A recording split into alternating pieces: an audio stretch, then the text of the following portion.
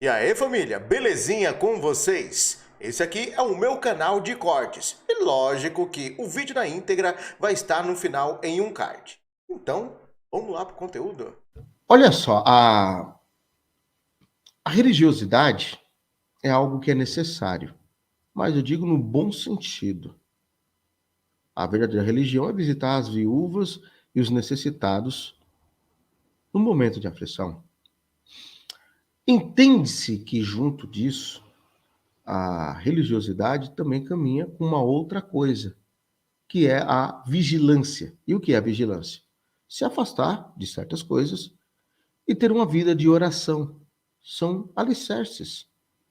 Tanto a doutrina pentecostal quanto a mais tradicional das igrejas protestantes e até mesmo de igrejas católicas observam esses detalhes.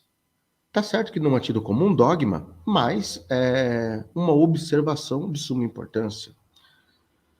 Olha só o comentário que mais uma famosa, e aqui eu acho que ela foi muito feliz em seu comentário, acabou fazendo, segundo a Isla. Olha só.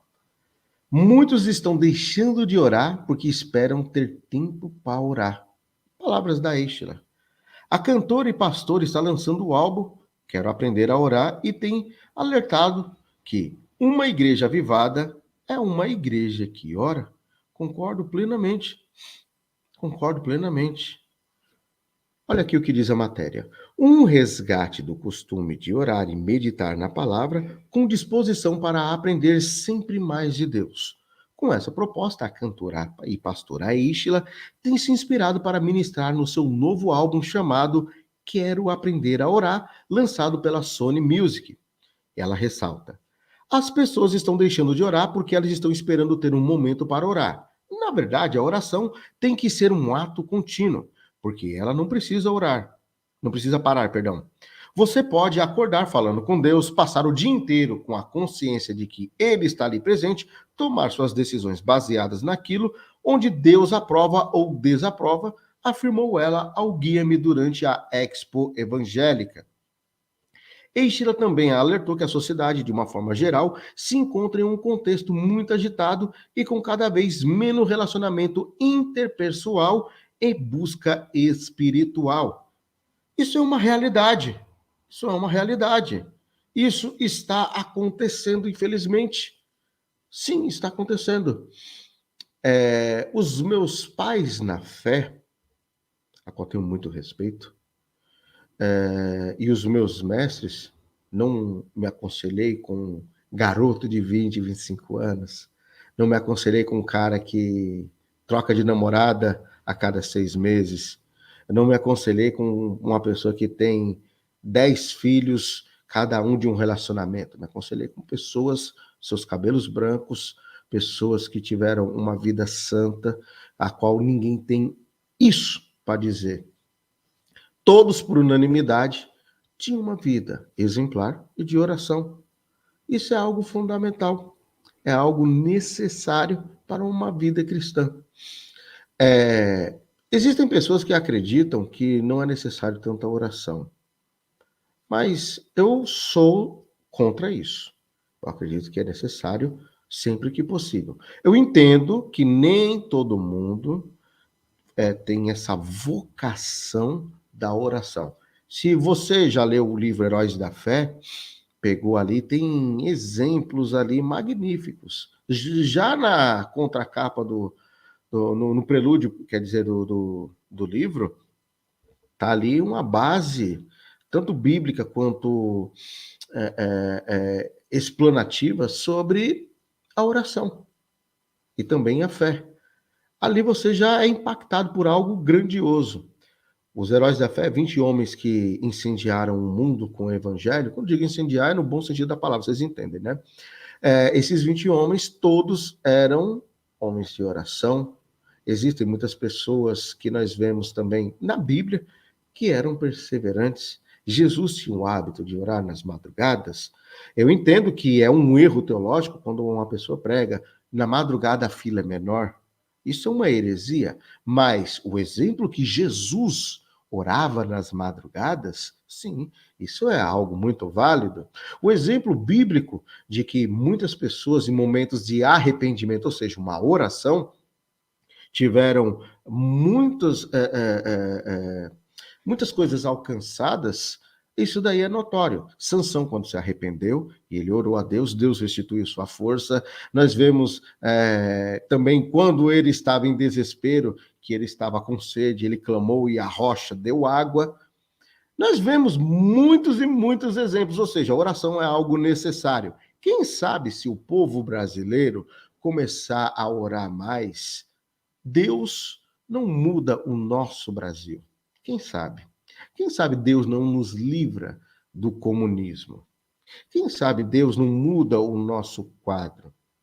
Quem sabe os falsos profetas e falsos pastores não tomam vergonha na cara e se convertam? Basta a gente orar. Basta o Brasil orar. Eu creio no poder da oração. Creio. E eu sei que tem coisa que levam anos e anos e anos. Eu vou dizer uma coisa aqui para vocês. Não está no roteiro não, viu? Eu vou tentar não me emocionar, mas eu vou falar uma coisa aqui para vocês. Tem uma coisa que eu oro a Deus tem mais de 20 anos. Tem mais de 20 anos. E eu não vejo nada dessa coisa acontecer. Nada, sabe o que é nada? Nada! Mas eu creio mais em Deus agora do que quando eu comecei a orar. É uma coisa que, na minha ótica, é impossível. É impossível isso acontecer. Mas eu creio que Deus vai fazer. E eu peço a Deus há mais de 20 anos. Uma vez eu conversando com uma senhora, eu falei sobre isso, que eu peço a Deus há mais de 20 anos, e essa senhora falou assim para mim: ah, mas é com você, comigo é diferente. Eu falei: Jesus, tenha compaixão dessa senhora. Eu falei na cara dela: não é diferente contigo, não. Deus sabe aonde coloca a mão no seu povo e às vezes permite certas coisas. E essa senhora falou isso para mim, falou que com ela é diferente. Então, infelizmente, eu não desejo isso, não estou amaldiçoando, não. Essa senhora morreu e não viu o que ela orou a Deus. E se passaram 5 anos, mais ou menos, não, 4 anos. Ela não viu o que ela pediu a Deus, mas ela disse que com ela era diferente. Será que Deus vai cumprir o que ela pediu? Pode ser, mas ela não viu. Existem coisas que são assim. E quando o povo se dedica à oração, aí é outra coisa. A minha recomendação, eu sei que cada um tem a sua particularidade com Deus. E eu não estou aqui para determinar, você tem que orar 5 vezes no dia, você tem que orar 3 vezes no monte da pastora Nadir. Não estou determinando isso daí, não. Cada um tem a sua particularidade com Deus. Cada um tem sua parte. Mas eu não consigo entender uma pessoa que, ao menos quando levanta, não tem a dignidade de dobrar o joelho e falar: obrigado, Deus, por essa noite de sono. Não consigo compreender. Se alguém concorda com esse tipo de conduta, eu discordo. Pelo menos isso. Agradecer a Deus pela noite de sono. Ou então, quando vai comer, baixa, curva a cabeça e agradece pelo alimento. É o mínimo que a gente deve fazer. Agora, eu não gosto de falar muito de mim, não, porque fica parecendo que está se exaltando. Não gosto muito de falar de mim. Mas Deus sabe os momentos que eu já tive de oração, os momentos que eu tive de falha, tudo. Mas tem gente que inventa pretexto para não orar. Que eu tenho que trabalhar, que eu tenho que fazer isso, tenho que fazer aquilo. Sempre dá. Sempre dá. Às vezes, quando você tem um momento para você comer, às vezes um momento que você tem enquanto está dirigindo, enquanto você está andando. Quantas vezes eu já orei caminhando? Eu sei que tem gente que fala que a oração só presta se for de joelho. Não, pelo contrário. Quando Jesus estava na cruz, ele orou de pé. Não existe uma base bíblica que afirme que só pode ser de joelho. Eu entendo a reverência a Deus, mas há casos e casos.